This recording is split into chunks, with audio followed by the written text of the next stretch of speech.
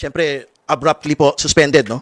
Because nagsimula na ho talaga yung trabaho ng ICI, I think as early as half of last week and in full swing na po within the weekend. I think ito naman po talaga yung plano dito po sa as soon as nagsimula na po ang trabaho, lahat po ng mga dokumento, ebidensya sa ICI na po dapat ang punta para we can assure an impartial and full probe on all of the personalities involved, all the projects involved in this controversy po. Well, I think even previous to the change in leadership of the House, no, I think yan na po yung mga pinag-uusapan talaga ng mga miyembro ng komite kung as soon as mailatag na po itong ICI, dapat na ba tayo mag-suspindi o hindi. So I think we can go back to the records na irrespective of what the speaker thought of it, the old and the new speaker thought of it, it was a continuing conversation with the members. And I think the chairs of the three committees had basically agreed na tumatakbo na po yung pong ICI. I think it is best to make a decision that we have to suspend and cooperate na lang po with the ICI. Enzo Recto, kalaban ang katiwalian at kasinungalingan, kakampi sa katotohanan at kabutihan. Within the day, I think he will go there within the day. The Infracom hearings had resulted in the following: the resignation of members of the PICAB over allegations of unexplained wealth and licenses for sale, the disclosure of 1 billion pesos in cash assets of MG Samidan Construction, one of the 15 largest flood control contractors named by President Ferdinand Marcos Jr., the disclosure of the financial statements of all these Kaya-linked firms from 2014 to 2023, which showed the sharp rise of their consolidated revenues during the Duterte administration, and that such massive revenues have been sustained up to the present.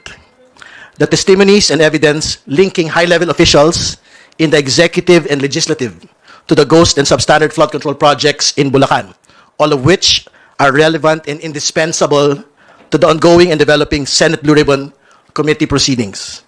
We had also been able to implement transparency measures during the course of the proceedings. Conflict of interest disclosure mandates for participating House members, no interpellation and immediate recusal protocol for House members named in the course of the proceedings. We intend to propose legislation on the following matters: ensuring private sector participation in project inspections, ensuring legitimate civil society participation in project procurement, ensuring proponent identification and public disclosure in each and every program, activity, or project proposed at any and every stage of the budget process, National Expenditure Program, House Appropriations Committee and subcommittees, Senate Finance Committee and subcommittees, and Bicameral Conference Committee. Ensuring a stronger independent commission for infrastructure, particularly the granting of subpoena and contempt powers.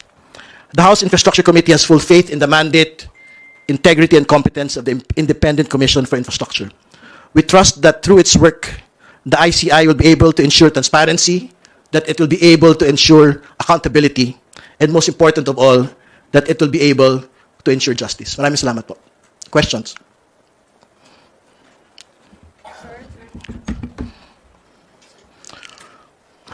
Sir, yung sinabi nyo before that the Infracom can serve as a platform for members of the House to explain their side dun sa accusations na they benefited or they're involved in anomalous flood control projects. What happens now? May natitirang venue pa ba sila? And also, paano na po yung mga napangalanan like Representative Zaldico? What happens now? Well, the venue for them at this point, no, because we're giving way to the proceedings of the ICI, will be the ICI and all other law enforcement agencies, no, that will be implementing the mandate of the ICI, no. So all the named legislators, including Congressman Zaldico, will have to explain themselves before the Department of Justice, the ICI, the AMLC, among other agencies that are looking into all of the circumstances relating to flood control corruption.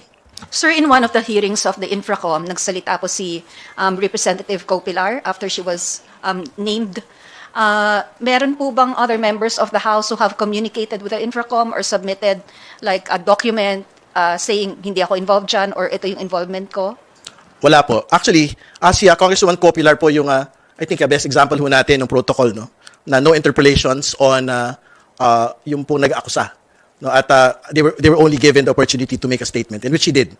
No, at yun ho yung pagpapakita natin sa mga kababayan natin na talagang we would want to be as transparent as possible, na talagang wala ho tayong pinagtatakpan ng miyembro po ng Kongreso. Thank you, sir.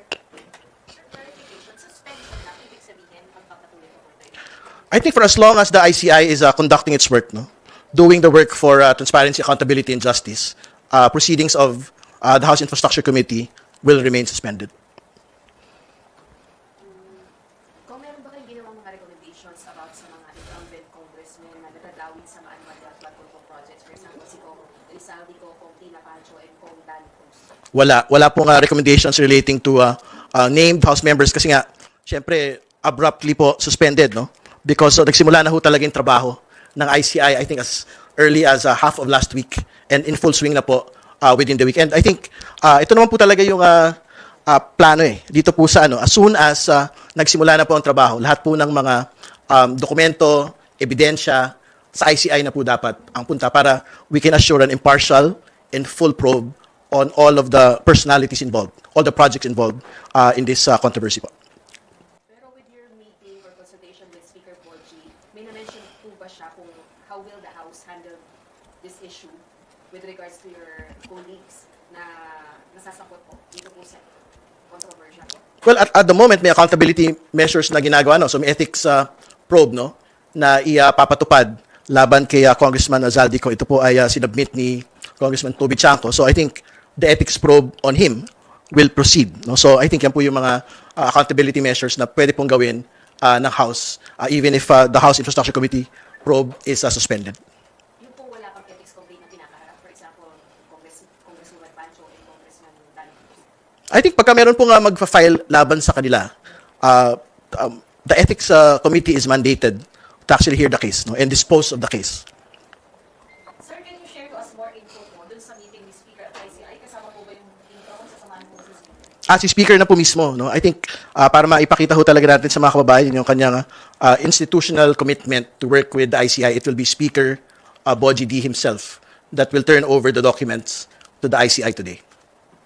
Ano po mga documents? Yung po nga transcripts, no, nung dalawang pagdinig at syempre iba pa hong mga documentary evidence na present doon, particularly yung pong mga litrato at mga financial statements na nakal, particularly dito po sa mga Discayas at yung pong mga litrato, screenshots na pinakita po ni na Bryce Hernandez at JP Mendoza.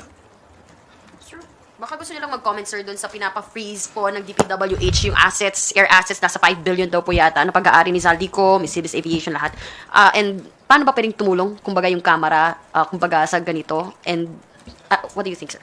Well, malaya po yung DPWH, no, to do what it needs to do to get to the bottom of this, no. So all of the freeze orders relating to actual assets, bank accounts, pwede yung gawin yan ng atin pong Anti-Money Laundering Council through request, no. So I think it will be the DPWH and the DOJ that will make the corresponding request relating to all the personalities involved in flood control corruption. How do you think the leadership can help po dito sa usapin? Yun po na yung, para makumpel ba rin na umuwi din to si Zaldico, yun nga, pagtulong dun sa yung mga freeze assets. Well, there are measures already that is being undertaken by the House leadership. Na una, renevoke na po yung travel authority po ni Congressman Ko. Pangalawa, I think there is a timeline, no, for him to go home. And secondly, yung pong ethics probe, no. So, kung ano man ho yung maging result, whether it's a suspension or whichever else penalty, so we will have to wait for the ethics committee to dispose of it. What if hindi pa rin po uwi? Si Zaldico within 10 days. Well, syempre, the measures po pag ng executive, no, to compel him to go back, ay pwede ho nilang implement. Assuming na meron pong mga kaso na maisasampa laban sa kanya. So, ibig sabihin, yung pong measures, for example, like extradition and secondly, yung pong iba pang mga treaties relating to yung pong pagpapauwi, I think pwede pong implement po ito ng executive. Sir, I don't want to drive a wedge naman between you and the speaker. Pero last Monday, sabi ni speaker, parang tinanong namin siya kung dapat maihinto na yung infracom. Sabi niya, sa tingin niya, dapat ihinto na kasi hindi naman din pinaniniwalaan ng mga tao yung nangyayari doon. Sir, do you share the same sentiments? I mean, you're the lead chairperson. No, I think we have to go back lang po the actual context, no, nung pagkakabanggit po niya Speaker D doon po sa bagay na. Siyempre, like not just for the Congress proceedings but also for legislative-driven proceedings. Siyempre, meron ho talaga ng mga pagtingin yung mga tao kung talaga nga bang magiging transparent, no? Kasi siyempre, ang binabanggit, mga kasama ho natin sa Kongreso at Senado, ito pong mga iniimbestigahan dito. So I think that was the context of what the speaker mentioned, no? But secondly, and to be very clear, yun po, to assuage nga po yung pong concerns, we had implemented yung pong mga conflicts of interest protocols, no? Like yung disclosure mandate at yung no interpellation po pag named na yung pong mga legislators po natin. So, tingin ko naman po that has been, we understand what he meant by his statement po nung nakaraan. Sir, do you think the Senate should also stop its hearings? Co-equal po yung Senado at Kongreso sa mga bagay pong ito. So malayo sila magdesisyon if they will proceed or not. No? So sila po ang magpapasya bilang Senado. But do you think, sir, they should still continue it personally? It's not for me to say. Sir, was the suspension of the Infracom proceedings an order by the Speaker or a decision of the members of the 3 committees? Well, I think even previous to the change in leadership of the House, no, I think yan na po yung mga pinag-uusapan talaga ng mga miyembro ng komite. Kung as soon as mailatag na po itong ICI, dapat na ba tayo mag-suspindi o hindi. So I think we can go back to the records na irrespective of what the Speaker thought of it, the old and the new Speaker thought of it, it was a continuing conversation with the members. And I think the chairs of the 3 committees had basically agreed na tumatakbo na po yung pong ICI. I think it is best to make a decision that we have to suspend and cooperate na lang po with the ICI.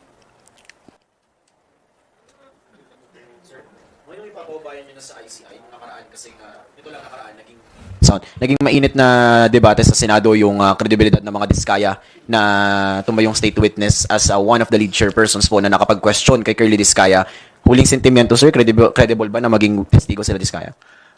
Well, tinitindigan ko po yung posisyon ni Secretary Remulla na even if we talk about yung pong mga legal requirements para po sa Witness Protection Program, I think very important po talaga yung commitment to return. Yung pong ilan po sa mga kapirahan o pag-aari para magpakita po talaga ng good faith na talaga po makikipagtulungan po tayo rito sa buong usapin po na ito. I think naipakita na ho ito nung ilan sa mga tinitingnan po nating mga pwedeng maging state witness, katulad po ni Engineer Bryce Hernandez, nagsoli ng sasakyan. So tingin ko dapat the same requirement can actually be asked of the Diskayas para maipakita ho natin, hindi lang sa ICI, hindi lang ho sa DOJ, kundi sa buong bayan na talagang meron silang sinseridad na talagang magpangalan ng lahat po ng iba pang mga sangkot. And more importantly, yung mas malalaking mga tao sa likod po nito. Sir, in particular, same gestures, isoli yung luxury cars, particular yung mga nakita ng customs na iwalay pa ron, hindi pa nila nababalik. I think kasama po yun doon sa mga pwede ho talagang isauli sa gobyerno para magpakita po ng sinseridad sa kanila pong pakikipagtulungan.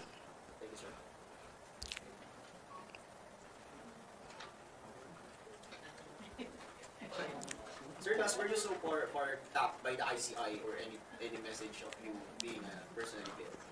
I think meron pong institutional letter na naipanadala to the Speaker, and I think that is one of the reasons why the Speaker will go there today. No? So I think we are ready naman kung sino yung ipapatawag.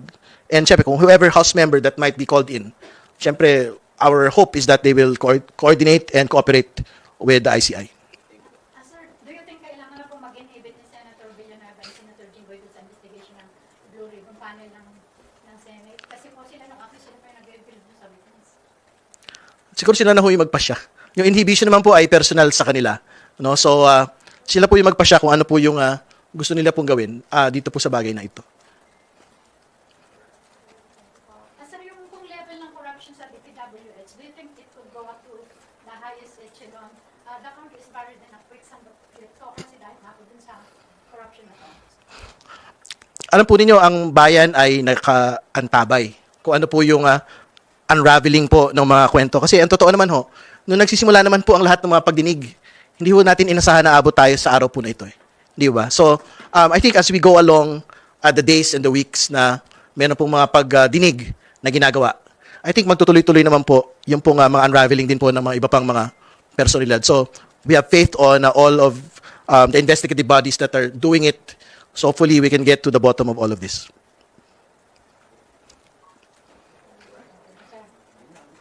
Okay, maraming salamat. Magandang hapon. Bunyog, bunyog, halikan na kasama ka. Bunyog, kapag buklod ay may pag-asa. Luzon, Visayas, Mindanao, isa ang pananaw. Sa bagong Pilipinas ang bunyog isisigaw. Bunyog.